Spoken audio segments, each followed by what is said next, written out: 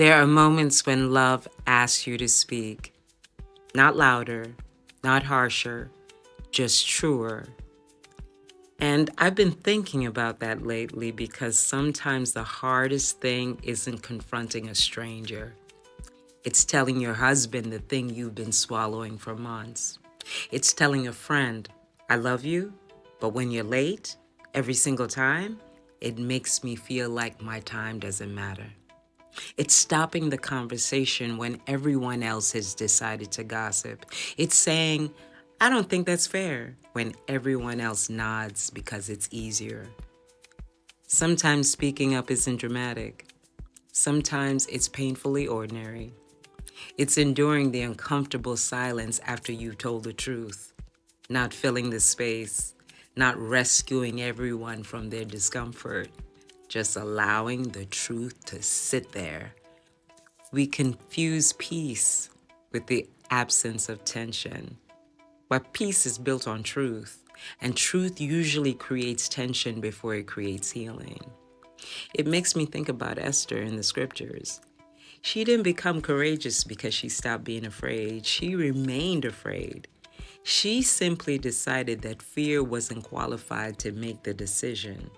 And scripture reminds us we are not asked to be comfortable. We are asked to be faithful. And faithfulness isn't only standing on a stage. Sometimes it's saying no.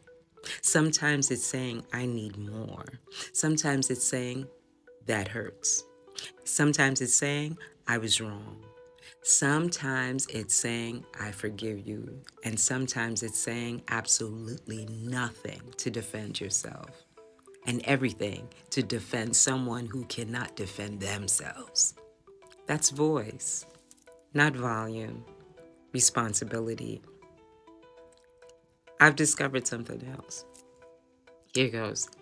Every conversation I avoid doesn't disappear. It waits for me.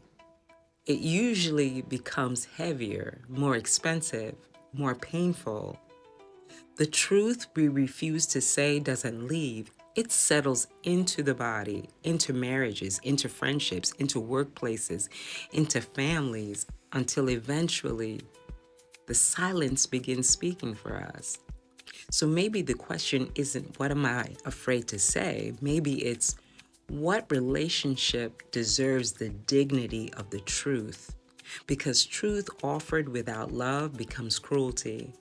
But love offered without truth never becomes intimacy. Both are required. So speak. Not because you're trying to win, not because you enjoy conflict. Speak because someone you love deserves to know where you stand. And sometimes that's another person. Sometimes it's finally yourself.